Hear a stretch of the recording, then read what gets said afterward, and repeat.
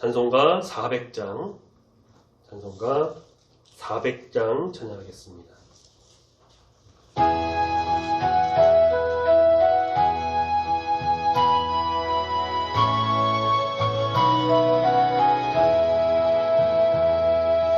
험한 시험물 속에서 나를 건져주시고 노한 풍랑 지나도록 나를 숨겨주소서. 주여 나를 돌보시사 후히 품어주시고 험한 풍파 지나도록 나를 숨겨주소서. 권세 능력 무한하사 모든 시험 이기고 풍랑까지 다스리는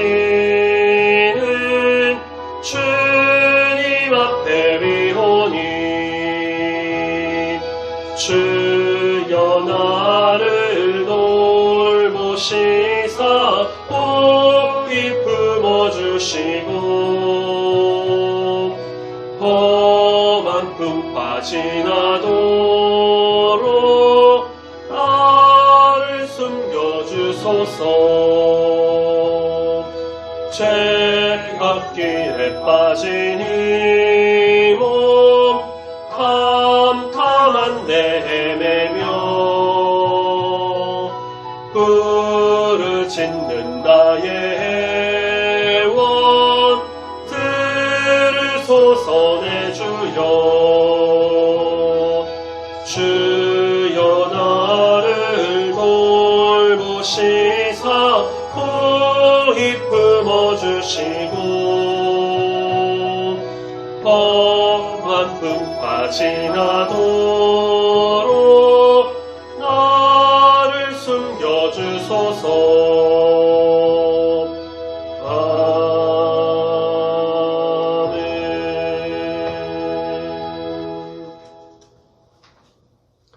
사도신경으로 같이 신앙 고백드립니다. 전능하사 천지를 만드신 하나님 아버지를 내가 믿사오며 그 외아들 우리 주 예수 그리스도를 믿사오니 이는 성령으로 잉태하사 동정녀 마리아에게 나시고 본디오 빌라도에게 고난을 받으사 십자가에 못 박혀 죽으시고 장사한 지 사흘 만에 죽은 자 가운데서 다시 살아나시며 하늘에 오르사 전능하신 하나님 우편에 앉아 계시다가 저리로서 산자와 죽은 자를 심판하러 오시리라. 성령을 믿사오며 거룩한 공회와 성도가 서로 교통하는 것과 죄를 사하여 주시는 것과 몸이 다시 사는 것과 영원히 사는 것을 믿사옵나이다. 아멘. 하나님 말씀 마태복음 24장 1절부터 14절까지 말씀을 같이 보도록 하겠습니다. 신약성경 40페이지 혹은 41페이지 마태복음 24장 1절부터 14절까지 말씀 천천히 한 목소리로 함께 읽도록 하겠습니다. 1절부터 시작. 예수께서 성전에서 나와서 가실 때에 제자들이 성전 건물들을 가리켜 보이려고 나아오니 대답하여 이르시되 너희가 이 모든 것을 보지 못하느냐. 내가 진실로 너희에게 이르노니 돌 하나도 돌 위에 남지 않고 다 무너뜨려지리라. 예수께서 감람산 위에 앉으셨을 때에 제자들이 조용히 와서 이르되 우리에게 이르소서 어느 때에 이런 일이 있겠사오며 또 주의 임하심과 세상 끝에는 무슨 징조가 있사오리이까. 예수께서 대답하여 이르시되 너희가 사람의 미혹을 받지 않도록 주의하라. 많은 사람이 내 이름으로 와서 이르되 나는 그리스도라 하여 많은 사람을 미혹하리라. 난리와 난리 소문을 듣겠으나 너희는 삼가 두려워하지 말라. 이런 일이 있어야 하되 아직 끝은 아니니라. 민족이 민족을 나라가 나라를 대적하여 일어나겠고 곳곳에 기근과 지진이 있으리니 이 모든 것은 재난의 시작이니라. 그때에 사람들이 너희를 환난에 넘겨주겠으며 너희를 죽이리니 너희가 내 이름 때문에 모든 민족에게 미움을 받으리라. 그때에 많은 사람이 실족하게 되어 서로 잡아주고 서로 미워하겠으며 거짓 선지자가 많이 일어나 많은 사람을 미혹하겠으며 불법이 성함으로 많은 사람의 사랑이 식어지리라. 그러나 끝까지 견디는 자는 구원을 얻으리라. 이 천국 복음이 모든 민족에게 증언되기 위하여 온 세상에 전파되리니 그제야 끝이 오리라. 아멘. 네, 오늘 말씀은 성전 파괴와 파괴에 대한 예언과 또 세상 끝에 있을 어떤 징조와 또 재난에 대한 묵시적인 말씀으로 이게 당시 예루살렘 그 성전이 무너지며 또 이스라엘과 또 예루살렘이 전쟁으로 인해서 멸망하게 되는 것을 말하고 있지만 사실 이게 우리가 말씀을 또 계속 보겠지만 궁극적으로는 재림전이 있을 예수님 그 당시 오셨을 때를 처음 오신 거라 초림 다시 오심을 이제 재림이라고 하는데 그 재림전에 있을 징조를 조망하게 합니다. 그래서 말씀의 내용이 조금 어려울 수도 있겠지만 우리가 말씀을 또 차근차근 보면서 묵상하면서 그 의미를 좀 알아 우리 하나님께서 뜻하시는 바를 깨달아 나가는 시간이 됐으면 좋겠습니다. 지난 말씀 23장에서는 성전 뜰에서 종교 지도자들을 향해 이제 7가지 화를 선포하신 후에 예수님께서는 제자들과 함께 성전에서 나오십니다. 24장 1절에 보면 나오시죠. 이른 아침에 이제 성전에서 나와서 그렇게 시작을 해서 이제 성으로 들어오실 때부터 시작해서 그 우리가 앞선 더 말씀 앞에서 처음 봤을 때는 성으로 들어오셨죠. 그래서 시작해서 오늘 이제 성으로 나오시기까지 종교 지도자들과 아주 긴 논쟁을 펼치셨어요. 성전 뜰을 나오기 직전에 예언하셨던 23장 37절 이하의 말씀, 예루살렘아 예루살렘아 하면서 말씀하셨던 여기는 당연히 이제 성전 파괴도 포함이 됩니다. 역사적으로 예루살렘이 이방인 손에 빼앗길 때 전유물처럼 강탈당했던 것이 있었는데 그것이 뭐냐면 성전 기물들이에요. 그러니까 성전의 파괴는 무엇을 의미하냐면은 이스라엘의 멸망을 의미합니다. 예수님은 이것이 또한 예루살렘 성전 유대교의 종말을 예고한 것인데 그건 마치 이제 성전에 입성하실 때에 선언하셨던 우리가 말씀에서도 봤던 그 열매 없는 무화과 나무의 운명과 같이 될 것을 우리가 알 수가 있죠. 예수님과 함께 성전을 빠져나오던 제자들이 궁금해졌어요. 말씀에 그들이 성전 건물을 가리켜 보이려고 예수님께 나왔다고 하죠. 이제 성전 건물들이라고 했으니까 성전 하나만이 아니라 성전 어떤 복합체를 의미하는 걸 텐데 아주 웅장한 성전이었습니다. 눈앞에 위용을 가시하던 그 성전을 가리키면서 예수님께서 그런데 이렇게 말씀하세요. 2절에 돌 하나도 돌 위에 남지 않고 다 무너질 것이다. 이 헤롯에 의해서 더욱 견고하게 보수 증축되고 있었던 이 거대한 석조 건물인 성전이 완전히 파괴될 것을 말씀하셨는데 이걸 제자들이 믿을 수 있었을까? 하지만 역사적으로 이제 주후 70년 베스파시안 황제의 아들인 티투스 장군 이 사람에 의해서 거의 그 성전의 기초성만 남고 성전의 형체는 완전히 사라지고 맙니다. 그래서 마태복음이 이제 한 60년대쯤에 주후 60년경에 기록된 걸로 이제 알려지는데 그랬다면은 그날이 매우 가까이 왔을 때인 거고요. 만약에 70년 이후에 이 말씀을 읽는 사람들이라면 이미 성취된 이 두려운 현실을 경험했던 그런 사람들이었겠죠. 로마의 멸망 같은 경우도 이제 내부의 부패라고 하는 것처럼 성전 유대교 멸망도 이 정치 종교 내부의 부패라고 할 수 있는데 하지만 그보다 더 근본적인 원인은 어디 있냐면 그들이 하나님을 떠났고 하나님 역시 그들을 떠난 결과입니다. 자, 예루살렘에서 내려오신 예수님께서 다시 감람산에 이제 앉으셨어요. 이제 마태복음 초반 5장이죠. 약간 시기로 보면 약 한 3년 전 산에 오르셔서 앉으셔가지고 그 산상수훈 팔복을 비롯한 하나님 나라의 그 새 질서를 선포하셨던 그때처럼 이제 마지막으로 산에 오르셔서 마지막 가르침 주시는데 제자들이 예수님께 조용히 다가와 묻습니다. 성전 뜰에서 그리고 성을 빠져나왔을 때 하셨던 그 예수님 말씀에 여전히 궁금증이 해소가 안 됐던 거예요. 이제 그들의 의구심은 이제 자연스럽게 종말의 주제로 이어지는데 이들 질문 두 개였습니다. 3절에 과연 언제 그 같은 참혹한 일이 일어날 것이며 또 주의 임하심과 세상 끝이 올 때에 그 징조가 무엇이냐라는 거였습니다. 제자들은 이 두 질문을 동일한 시기, 연속적인 사건으로 생각했을 거예요. 하지만 예수님의 답은 성전 파괴 예고가 다만 이 성전에 대한 심판만이 아니라 궁극적으로는 아까도 말씀드린 것처럼 재림과 그 종말의 완전이라는 주제로 확장해 나간다는 것을 우리가 말씀을 통해 알 수가 있죠.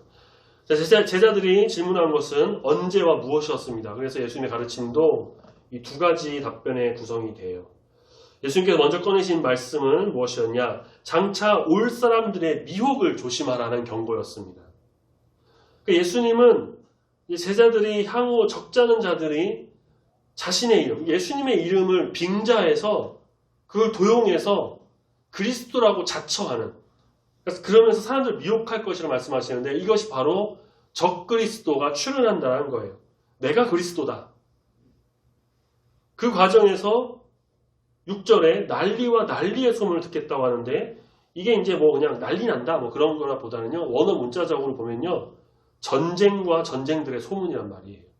그러니까 그런 어떤 전쟁의 난리의 소문들 그런 것들이 막 펼쳐지는데 이런 것들을 듣게 될 건데 그렇지만 걱정할 건 없고 두려워하거나 그럴 필요가 없다라고 또 말씀하세요. 왜냐하면 그것이 세상의 끝이 아니기 때문입니다. 여기서 예수님 말씀하신 끝은 앞서 제자들이 질문한 세상 끝입니다. 그렇다면 그 끝이 언제를 정확하게 의미하느냐 이게 이제 뒤로 가서 14절에 다시 등장하게 됩니다. 14절을 내려와서 보시면요. 천국 복음이 온 세상에 전파되는 것이 끝에 이를 조건으로 선명하게 제시돼요. 그러니까 이 구절이 지금 우리에게 땅끝까지 복음이 전해짐으로 종말이 완성되고 주의 재림이 온다는 어떤 그 교리와 신앙을 제공을 합니다. 그런 의미에서 주님이 재림하실 때가 바로 끝입니다. 자, 하지만 과연 이 제자들의 질문과 예수님 말씀에서 끝이 정말 재림의 때의 끝만을 의미하는지는 좀 더 생각해 볼 필요가 있는데요. 지금까지 예수님은 이제 예루살렘 멸망과 또 성전 파괴를 예고하시면서 종교 지도자들이 마주할 종말, 화 형식으로 화 있을진저 하면서 그렇게 아주 강력하게 선포하셨죠. 그러니까 제자들의 질문도 그것과 좀 관련이 있습니다. 그래서 이 끝은 1차적으로 그 상황과 현실 그대로 보자면 예루살렘의 멸망과 성전 파괴의 때를 의미할 수도 있습니다. 아니, 그걸 의미해야 한다고 보는 게 맞아요. 1차적으로는 그게 맞고요. 그 가능성을 좀 보기 위해서는 좀 성전 파괴가 있었던 주후 70년부터 좀 역사적으로 흘러서 역추적을 한번 해보면 되는데, 자, 예수님께서 말씀하셨던 이때를 기준으로 하자면 주후 약 40년 후에 그 일이 성취됩니다. 자, 현재 시점까지, 그때까지, 현재 시점에서 그 40년 전까지 제자들에게 40년이 길다면 길고 짧다면 짧아요. 하지만 그 사이에 정말 수많은 일이 발생합니다. 이 사이에 그리스도를 자칭하며 미혹하는 전쟁과 또 소문들이 그런 일들이 많이 있었을까 하나씩 살펴보면요. 우리가 사도행전 말씀을 또 주일 저녁 예배 시간에 봤는데 사도행전 5장에 보면은 드다라는 인물과 또 갈릴리 유다라는 사람이 나와서 뭐 막 선동하고 혼란스럽게 하고 사람들을 모았는데 흩어졌다 그런 말들이 나옵니다. 가말리엘이라는 사람이 이제 얘기한 건데 그러한 인물들이 대표적인 그리스도를 자칭한 인물들이다라는 것이고요. 또 로마가 치렀던 대표적인 전쟁으로는 주후 36년에 파르티아 전쟁이라는 게 있고요. 또 이듬해 37년에는 나바테아 왕의 아레타스와 전쟁이 또 있었다고 합니다. 그 밖에 국지전, 지역단위 폭동 끊이지 않았고요. 자연재해와 관련해서는 주후 47년경에 사도행전 말씀에도 소개되는 게 있는데 팔레스타인 대기근으로 아주 예루살렘이 직격탄을 맞아서 많은 사람들이 굶어 죽는 일이 있었다고 해요. 게다가 여러 차례의 산발적인 지진들도 상당한 피해를 입었고요. 60년대 중반 네로 황제 죽음과 맞물려서 로마에서는 1년 사이에 4명의 황제가 암살당하고 죽는 일들이 일어난 대혼란기를 겪습니다. 결국 유대의 반란과 또 3년 전쟁이라는 전쟁으로 예루살렘이 종말을 가져오는데, 그래서 이 마태복음의 독자가 이 주후 70년 전에 이 글을 읽었었다면 그들에게 이 메시지는요 아주 실제적으로 들렸을 겁니다. 이런 일들이 다 일어나고 있었거든요. 그러니까 제자들은 이 과정을 또 하나하나 지나면서 예수님의 이 말씀을 곱씹었겠죠. 이런 일들이 일어나지만 그런데 이게 또 끝이 아니라는 겁니다. 이 모든 것은 말씀이 뭐라고 합니까? 8절에 재난의 시작이니라. 이런 일들이 1차적으로 예루살렘의 멸망과 성전 파괴를 가져오는 증거가 됩니다. 하지만 바로 그때 사람들이 제자들을 환란에 넘겨줄 것이라는 고통스러운 또 예고를 하시죠. 예수님께서 잠시 후에 좀만 있으면 며칠 지나면 당하게 되는 그것처럼 제자들 역시 모든 민족에게 핍박과 시련과 죽음을 당할 건데 이게 다 예수님의 이름 때문에 처하게 될 운명이라는 거예요. 동족 유대인을 넘어 이방인에게까지 바울 같은 경우 또 도마 같은 경우 인도에서 그렇게 이방인들에게까지도 고통을 당하게 될 것을 암시하는데 다시 한번 거짓 선지자들이 많이 일어나서 사람들을 미혹하게 될 것이고 불법이 가득하고 12절에 보니까 사랑이 식어지고 아주 그런 고통스러운 현실이 펼쳐집니다. 그러나 거기서 제자들이 할 수 있는 것은 무엇일까요? 13절 예수님의 이름을 붙들고 끝까지 견디는 것입니다. 견디는 자에게는 구원이 베풀어져요. 산상수훈에서도 말씀하셨던 것처럼 보복하지 말고 원수 갚지 말고 원수 사랑하면서 소금과 빛으로서의 역할을 감당하라. 이 시기를 끝까지 견디는 자에게는 구원이 베풀어집니다. 자, 여기서 끝까지라는 끝이라는 단어가 많이 나오는데 이 끝까지는 시간 개념보다는요 믿음을 잃지 않는 어떤 신앙의 견고함을 강조하는 개념이라고 볼 수 있습니다. 위에서 매듭짓지 못한 게 있어요. 3절과 5절의 끝이 1차적으로 예루살렘의 멸망과 성전 파괴의 때를 의미한다면 14절에서 끝의 조건으로 제시된 것은 온 세상에 천국 복음이 전파된다. 이걸 어떻게 이제 이해하느냐. 그게 문제인데요. 오늘 우리가 이 말씀을 읽을 때는 이것을 지금도 이게 진행형인 또 세계 복음화, 선교 그런 것들로 복음 전파로 쉽게 생각할 수 있겠죠. 그런데 그러기에 앞서서 이 14절 역시 1차적으로 봤을 때 당시 초대교회가 감당했던 복음 전파 사역을 우리가 고려해 볼 필요가 있습니다. 무슨 말이냐? 주후 70년 이전까지 초대교회는 로마가 통치하는 영역 대부분에 이미 복음을 전파한 상태였습니다. 사도행전이 바로 그 사역을 점층적으로 그려주고 있어요. 바울이 생각했던 땅끝이 어디였냐면요. 스페인 지역이거든요. 그 유럽의 끝. 그리고 이런 점을 고려할 때 복음이 온 세상에 전파된다는 것 충분히 로마의 시대적 상황 속에서 고군분투했던 그 초대교회 사역들의 열매로 우리가 확인할 수가 있습니다. 물론 궁극적으로는 이제 이어진 예수님의 종말에 대한 가르침은 이제 그 70년을 훌쩍 뛰어넘어서 장차 임할 그 재림까지 확장될 것인데 그렇게 오늘 우리 역시 고대하는 종말의 끝을 맞이하는 이 과정에서 동일하게 다양한 전조 현상들을 우리가 경험하게 될 거예요. 정리해보자면 말씀 이제 어떠한 무치적인 내용이라 조금 난해할 수도 있는데 정리해보자면 이런 겁니다. 그리스도인들의 신앙을 크게 보통 두 가지로 표현을 하자면 그렇게 얘기를 해요. 보통 부활신앙과 재림신앙. 우리를 위해 이 땅에 오셔서 십자가를 지시고 죽으셨지만 부활하신 예수님을 믿고 우리도 부활하게 될 것을 믿는 부활신앙. 그리고 그 부활하신 예수님께서 하늘로 올라가셨는데 그때 그 모습 그대로 다시 이 땅에 오실 것이라고 말씀하신 것을 믿으면서 다시 오실 예수님을 기대하고 소망하는 그 재림신앙. 그러니까 우리는 다시 오실 주님을 기다리면서 바라보면서 그 재림신앙을 갖고 나아가고 있습니다. 종말이 오는 때에는 예수님께서 오시는 그날에 이르는데 오늘 말씀에서 예수님 말씀하신 것처럼 전쟁, 기근, 지진, 자연재해, 난리의 소문, 적그리스도의 출현 이런 게 일어나게 된다는 겁니다. 이미 전쟁은 많이 일어났고요. 지금도 소련과 우크라이나 전쟁이 있고 기근, 자연재해, 아프리카 리비아에 비가 그렇게 홍수가 나서 난리가 날 것을 예상한 사람이 얼마나 있었을까요? 물론 이제 모로코 지역은 좀 지진이 자주 나는 지역이긴 하지만 그러한 우리가 알 수 없는 자연재해, 적그리스도, 이단들의 출현 8절 말씀처럼 이 모든 것은 시작입니다. 이제 시작이에요. 그리고 지금 이 땅 가운데 이러한 일이 이미 일어나서 모든 것이 말씀처럼 되고 있다는 현실이라는 거죠. 그렇다면 이것은 무엇을 의미하느냐? 종말의 때가 다가왔다는 겁니다. 종말의 때가 왔어요.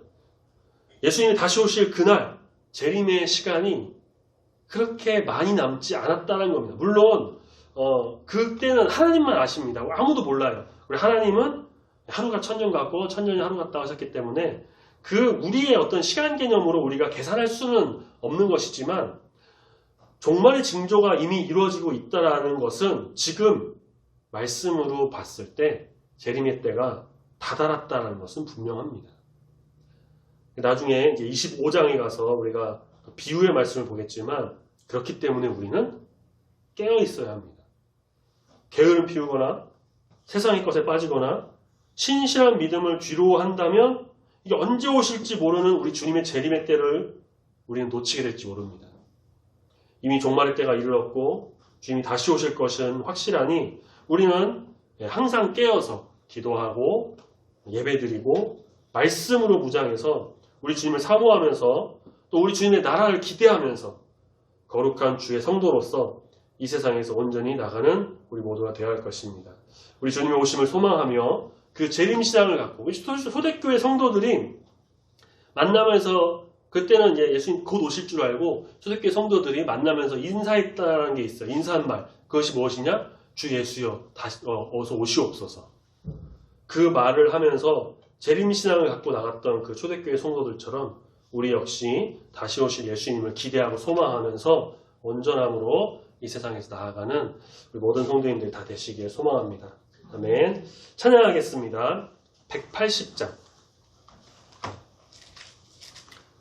찬송가 우리 180장 힘차게 찬양하며 나가도록 하겠습니다. 180장입니다.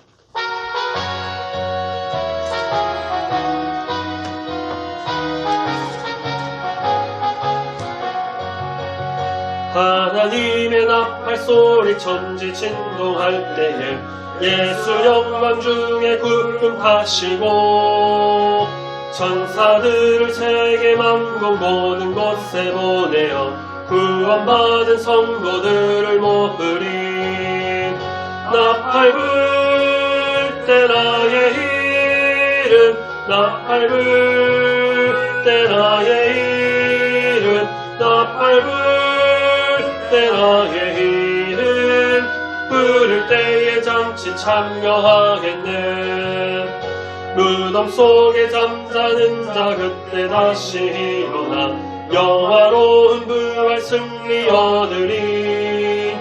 주가 택한 모든 성도 구름 타고 올라가 공중에서 주의 얼굴 배우리.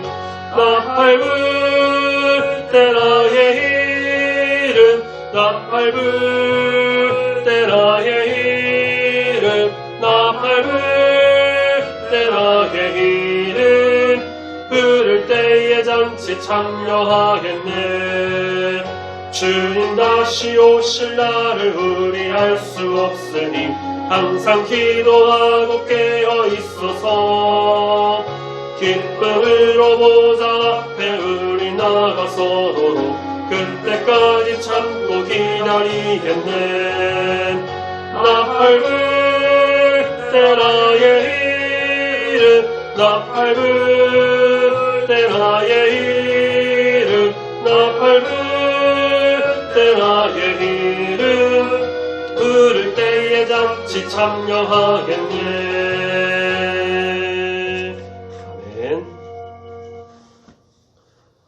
사랑과 은혜의 주 하나님 아버지, 이 세상은 이미 죄로 물들었고 자기가 그리스도라고 하는 이단을 비롯한 적그리스도가 출현했으며 전쟁과 기근, 지진, 자연재해 등으로 이미 종말의 때가 다가왔음을 우리가 보게 됩니다.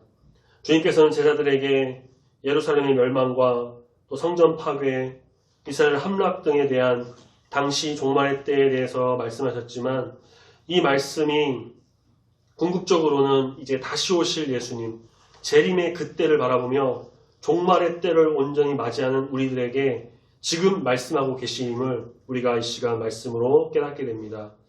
우리가 항상 기억해야 할 것은 우리 주님께서 언제가 될지 모르지만 반드시 다시 오신다는 것이며 또 그때가 이제 거의 이르렀으니 우리는 정신 차리고 깨어서 기도하며 말씀으로 무장하여 예배드리는 예배자가 되어 주님의 다시 오심을 기다리고 기대하며 재림신앙을 갖고 천국 백성이 되기를 소망하면서 이 땅 가운데 온전한 신실한 주의 자녀가 되어야 할 줄로 믿사오니 주님 은혜를 더하시고 우리 가운데 긍휼을 더하여 주시옵소서.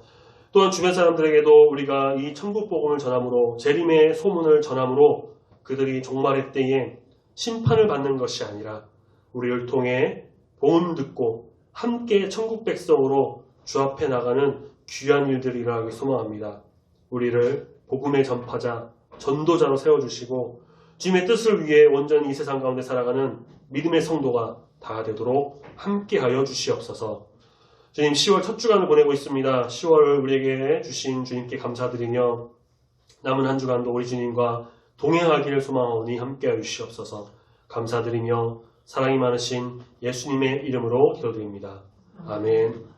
하늘에 계신 우리 아버지여, 이름이 거룩히 여김을 받으시오며 나라가 임하시오며 뜻이 하늘에서 이루어진 것 같이 땅에서도 이루어지이다. 오늘날 우리에게 일용할 양식을 주옵시고 우리가 우리에게 죄 지은 자를 사하여 준 것 같이 우리 죄를 사하여 주옵시고 우리를 시험에 들게 하지 마옵시고 다만 악에서 구하옵소서. 내게 나라와 본세와 영광이 아버지께 영원히 있사옵나이다. 아멘.